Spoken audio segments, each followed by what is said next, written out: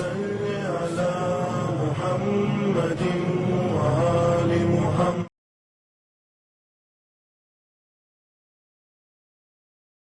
السلام علیکم ورحمۃ اللہ وبرکاتہ. ماہ مبارک رمضان انشاءاللہ بہت قیمتی اوقات، قیمتی وقت، قیمتی گھنٹہ، قیمتی سیکنڈ اور منٹ ہمارے اور آپ کے درمیان سے گزر رہا ہے.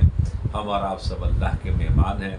پروردگار عالم ہماری عبادات کو، ہمارے طاعات کو، ہمارے تمام خدمات کو اخلاص کے ساتھ قبول کرنے کی توفیق ہم سبوں کو عنایت فرمائے. آج آپ کی خدمت میں چھٹے دن پھر لے کر حاضر خدمت ہوں کہ ماہ مبارک رمضان میں ایسے تو مناسبت بڑی عظیم ہے، اور آج جو ہے چھٹے رمضان میں توریت بھی نازل ہوا تھا، اور آج کی گفتگو تھوڑی سی کچھ ملتی جلتی ہے اس سلسلے کی بھی. آج ہماری گفتگو اس سورے کے سلسلے میں ہوگی، تھوڑی سی پہچان کہ جس کا نام ہی ہے مائدہ.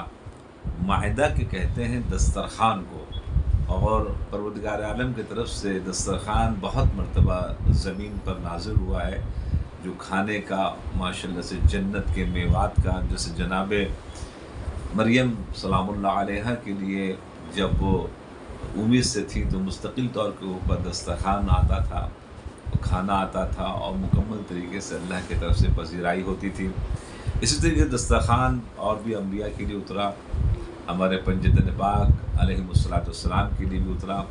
جب انہوں نے روزہ رکھا اور روزہ رکھنے کے بعد افطار کا وقت آیا اور لوگوں کو دے دیا، جو 3 دن کا معاملہ ہوا وہ آپ حضرات کو اچھی طریقے سے پتہ ہے.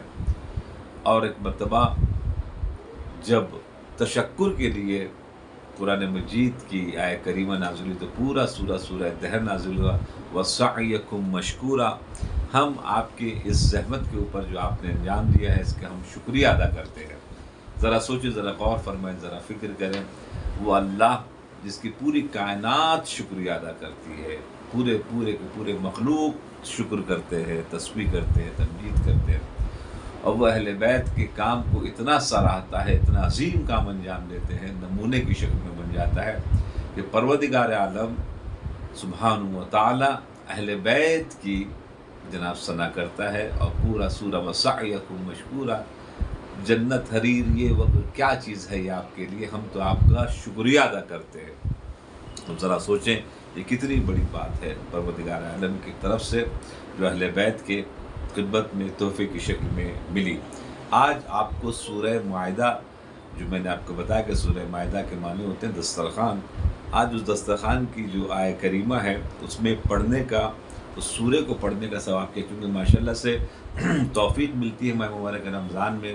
لوگ ماشاءاللہ سے کوئی 1 قرآن، کوئی 2 قرآن، کوئی 5 قرآن، کوئی 10 قرآن، ماشاءاللہ جس کو جیسی توفیق ہوتی ہے وہ ماشاءاللہ پڑھ کے تمام کرتے ہیں. مگر ہماری گزارش یہ ہے کہ تلاوت بھی ضرور کریں، مگر اس کے ساتھ ساتھ کوشش کریں کہ ایک لائن صحیح اس کو ترجمے کو دیکھیں اور اس کی تفسیر کو دیکھیں، یا کسی سے سمجھیں، کہ تاکہ اہل علم کے پاس، کمپاؤنڈر کے پاس مت جائیے گا، ڈاکٹر کے پاس جائیے گا. تو وہ ایک مرتبہ آپ کو وہ جو بتائیں گے، پھر جو قرآن سے محبت ہوگی، جو قرآن سے انسیت ہوگی، کہ علامہ محمد حسین طباطبائی کہتے ہیں کہ پوری دنیا کے تفسیر کرنے والے جب سے قرآن نازل ہوا ہے اگر اکٹھا ہو جائیں تب بھی وہ سمندر علم کا، جس میں انہوں نے انگلی بھی نہیں رکھی ہے بھی صحیح طور کے اوپر، اتنا علم کا سمندر خزانہ موجود ہے اس قرآن مجید کے اندر. روحانی علاج بھی ہے اور روحانی غذا بھی ہے اور علمی سمندر بھی ہے. آج آپ کی خدمت بیان کروں کہ سورہ مائدہ پڑھنے کا ثواب کیا ہے. رسول اللہ صلی اللہ علیہ وسلم نے ارشاد فرمایا، قال من قرأ سورة مائدہ اعطى من العجر بعدد كل یہودی او نصرانی یتنفس فی دار الدنیا. کہتے ہیں کہ اگر کوئی بھی اس سورہ کی تلاوت کرے گا، یعنی کہ سورہ مائدہ کی تلاوت کرے گا، تو اس کا ثواب کیا ملے گا؟ تو رسول اللہ فرماتے ہیں کہ پروردگار عطا کرے گا من العجر، اجر میں سے اس کی تلاوت بعدد کل یہودی و نصرانی یتنفس، جتنے یہودی نصرانی یعنی کرسچن اور یہودی جتنے بھی دنیا میں پیدا ہوئے ہیں اور انہوں نے جو سانس لی ہے، اس سانس جو دنیا میں لی ہے उस सांस के बराबर परवरदिगार आलम सवाब इनायत करेगा। और क्या होगा? अशर हसनात, और हर सांस के बस 10 हसनात, 10 नेकी लिखेगा।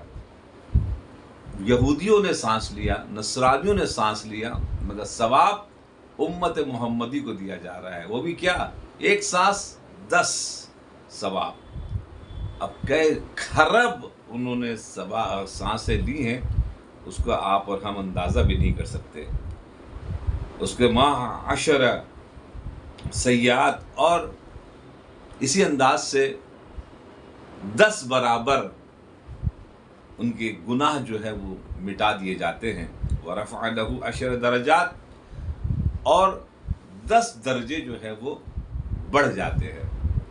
इस अगर रिवायत को जहन में रखते हुए कोई अगर सूरह माइदा की तिलावत करेगा कि वो कितना सवाब हासिल करने के लिए जा रहा है सूरह माइदा की तिलावत करने पर, तो वो सोच भी नहीं सकता कि परवरदिगार आलम क्या क्या चीज़ इनायत करने वाला है। तो ये रिवायत जो आपने सुनी कि हर यहूदी और नसरानी ने जो सांस ली है, ब्रीथ ली है, उसके 10 बराबर हसना आपके नामे अमल में जाएंगे सूरह माइदा के पढ़ने के सबब से, और 10 बराबर गुनाह आपके हमारे माफ़ कर दिए जाएंगे, और 10 दर्जे बुलंद कर दिए जाएंगे महशर के मैदान में।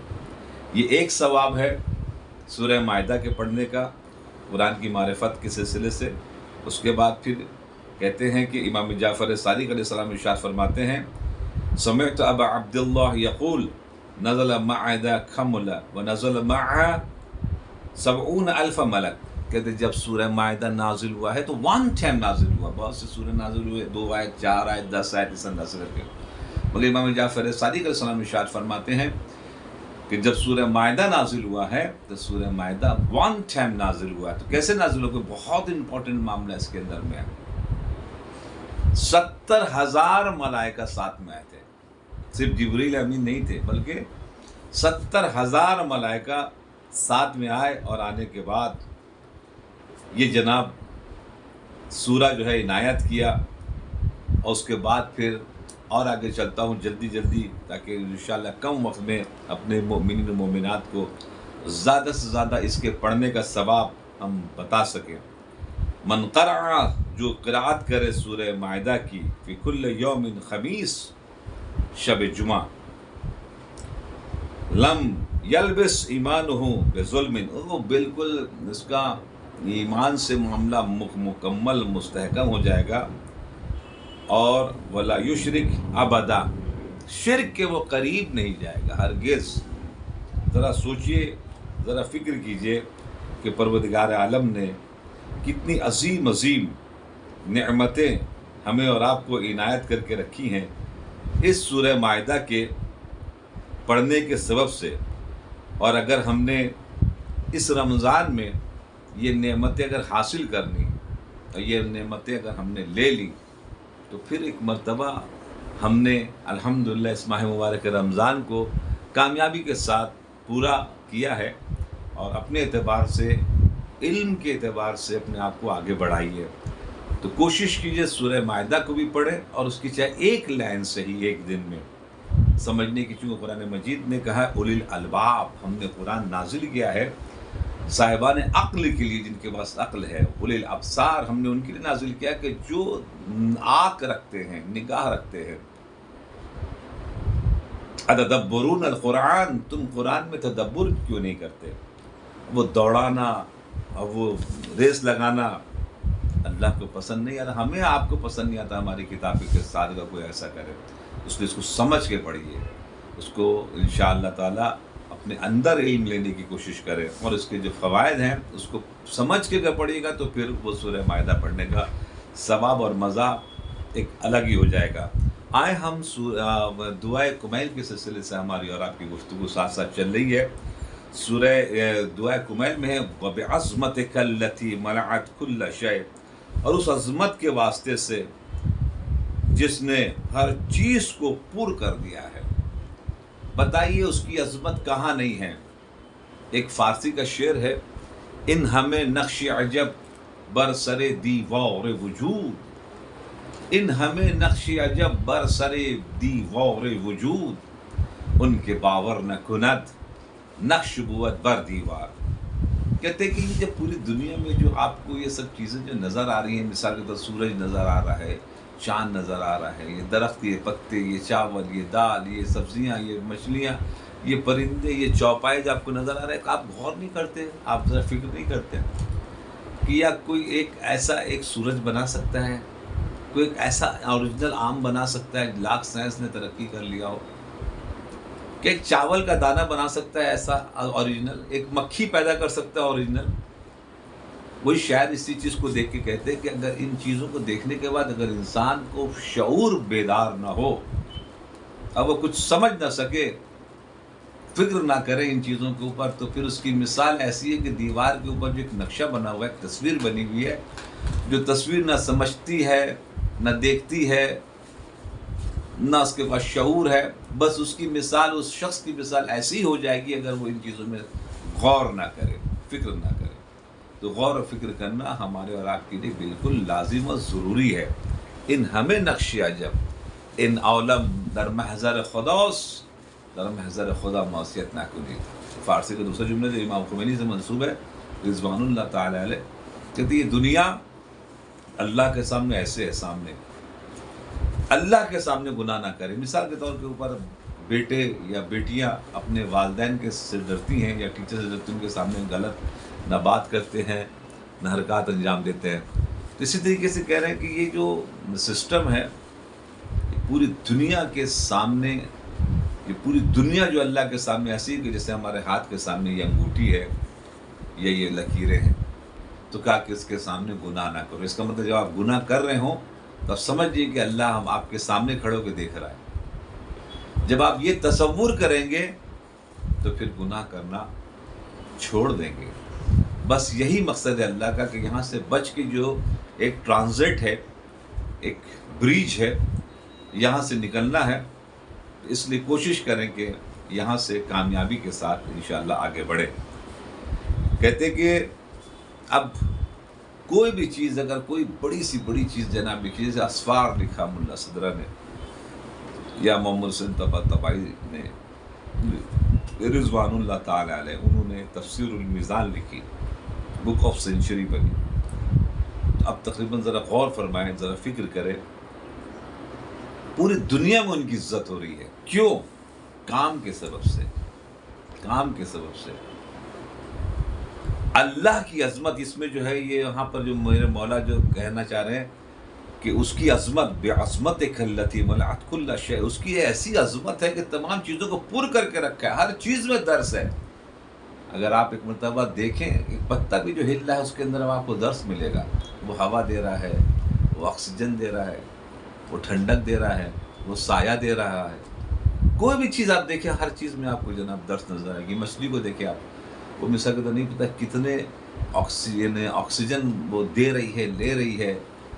سمندر کی پانیوں میں مثال کے طور پر اس کا وجود بہت ضروری ہے۔ یہ جو موجیں آپ کو نظر آ رہی ہیں کہ موجیں نہ ہوں تو پھر ہوا نہ بنے، ہر چیز میں آپ کو جناب ایک درس نظر آئے گا، اور اس سے درس لیں آپ۔ یہ درس، یہ جو چیزوں کے اندر میں جو کوالٹیز جو دی ہیں وہ کس نے دی ہیں؟ وہ وحدہ لا شریک نے دی ہیں۔ اسی طریقے سے آغا طباطبائی سے، محمد حسین طباطبائی سے کو ہم یاد کر رہے ہیں، کیوں؟ اس لیے کہ انہوں نے بہت بڑی کتاب تفسیر کی شکل میں تفسیر الميزان لکھی، ملا صدرہ صاحب نے اپنی کتاب لکھی، یا مثال شیخ انصاری نے اپنی کتاب لکھی، امام خمینی نے اپنی کتاب لکھی، تو ہم انہیں یاد کرتے ہیں ان کتاب کے سبب سے، اس کمالات کے سبب سے۔ اب اللہ کے کمالات تو یہ پوری کائنات میں ہیں کہ اس کی عظمت نے جناب گھیر کے رکھا ہے، جس کی طرف اشارہ دعا گوئے مولا کائنات فرما رہے ہیں۔ اس کے امام جعفر صادق علیہ السلام کی ایک حدیث آتی ہے سامنے، وہ حدیث کی روشنی میں ذرا غور فرمائے۔ کہتے ہیں کہ ان للہ عز وجل 12,000 اعلم، کہتے ہیں 12,000 عالم ہیں، چھٹے امام فرما رہے ہیں، یعنی 12,000 دنیا ہے۔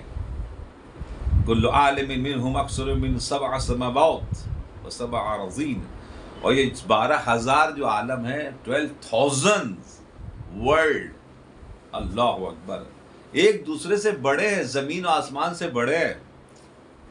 ما یرا علم منہم، ایک نے دوسرے کو نہیں دیکھا، دوسرے نے پہلے کو نہیں دیکھا، وہاں تک پہنچ نہیں پا رہے. انا للہ عز وجل عالما غیرہم.